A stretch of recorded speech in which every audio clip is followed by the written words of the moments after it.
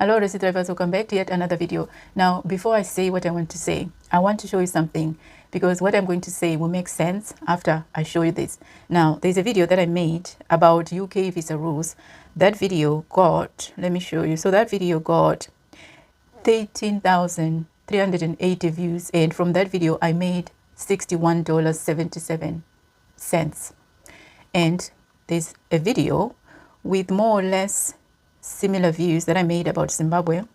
So that video got 9,351 views so far, and from that video I made $21.28. Now if you're good at numbers, then you already know what I'm trying to show you. So basically what I'm saying is, whenever I make a video talking about Zimbabwe, I don't get paid that much in comparison to when I make videos talking about UK, and when I make a video talking about money online, even health videos, travel videos, I make more money than I make when I talk about Zimbabwe. The reason I don't make that much money when I make videos about Zimbabwe is because of the audience who watch those videos, people in Zimbabwe.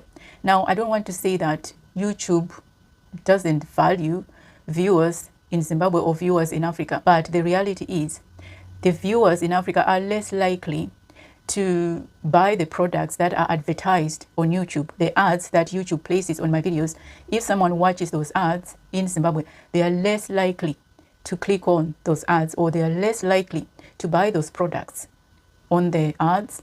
So that's why YouTube will not pay a lot of money for Zimbabwe viewers, because our buying power is less. Now, what am I trying to say?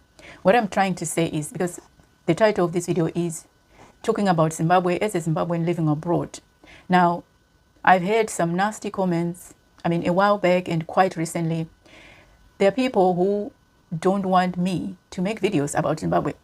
They make comments such as, oh, you're making videos because you're in the UK, you're sitting there comfortably, so you can talk about Zimbabwe, you don't understand what's happening on the ground. And whilst I appreciate where they're coming from, because I don't want to dismiss anyone, because I think our feelings, our opinions, the way we look at things, everyone's opinions are valid. This is how I approach life, and I respect everyone's opinions, everyone's feelings. But the reason why I end up blocking some people or stopping them from commenting is because they come in attack mode. I always appreciate a good argument that is made in a way that is respectful, in a way that is objective. So what I'm trying to say is, I make videos about Zimbabwe anyway, despite not making money from those videos. It's because I'm passionate about Zimbabwe. I am a Zimbabwean, even though I live abroad. But when it's all said and done, I'm still a Zimbabwean. I can choose to say, okay, I no longer want anything to do with Zimbabwe, because there are Zimbabweans who live abroad who have actually taken that route or that path. They don't want anything to do with Zimbabwe anymore. They've given up on their country, but I haven't given up. I'm not one of those, and I never will be. That is why, even though I live in the UK, I keep talking about Zimbabwe, and I will keep talking about Zimbabwe. Zimbabwe is my country too, and I've got a right to express my opinions, to express how I feel about things. Because here's the thing that we forget. Even though I live in the UK, the first thing is, it doesn't mean that my life is hunky-dory. It doesn't mean that I don't face any challenges. That's not the reality. And also, you don't know, some of the challenges that I face here are linked to Zimbabwe. For example, people who live abroad pay remittances back home. We support Zimbabweans in Zimbabwe. The Zimbabweans who are coming here on this channel telling me that I don't know anything about Zimbabwe. But I'm being directly affected by what is happening in Zimbabwe, because there's no way that I'm going to divorce myself from my loved ones back home, because they are a part of me. If they're hungry, do you think that that makes me happy?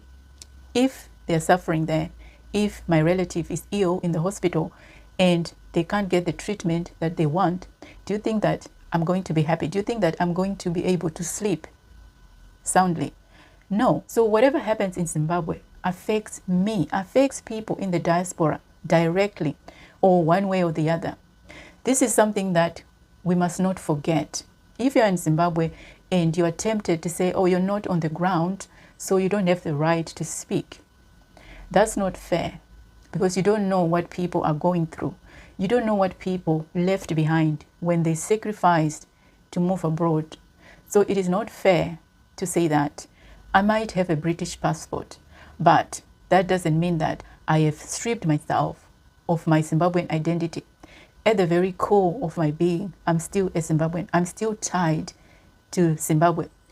Being a Zimbabwean, it's got nothing to do with physical location. Yes, I'm not in Zimbabwe at the moment. I'm not on the ground. But guess what? I'm still a Zimbabwean. I'm still a citizen of Zimbabwe. And whenever someone says, okay, Zimbabweans, can you stand up? Guess what? I'll be the first one to stand up here in the UK because that is who I am. So physical location has got nothing to do with who I am. I'm still a Zimbabwean at the end of the day. Living abroad does not diminish my understanding of our culture and traditions, our struggles, our hopes and aspirations for Zimbabwe. Not being on the ground does not in any way diminish my understanding of what is going on. In fact, not being on the ground or having lived in a foreign country like I have actually makes me or puts me in a position to see things from a broader perspective, because I've experienced this way of life here in the UK. I see things from a different perspective. Now there are certain things that I didn't appreciate about Zimbabwe, that I didn't understand about Zimbabwe, that I now better understand because I have traveled. Trust me, when you live abroad, you get to experience new systems, different ways of looking at things, of doing things, of approaching life. And yes, in as much as I advocate maintaining our Africanness, maintaining our culture, because I believe that as Africans, we have our way, our unique ways of doing things. But at the same time, that's not to say that we can't take other things, things that work for us as Africans. That's not to say that we can't emulate that.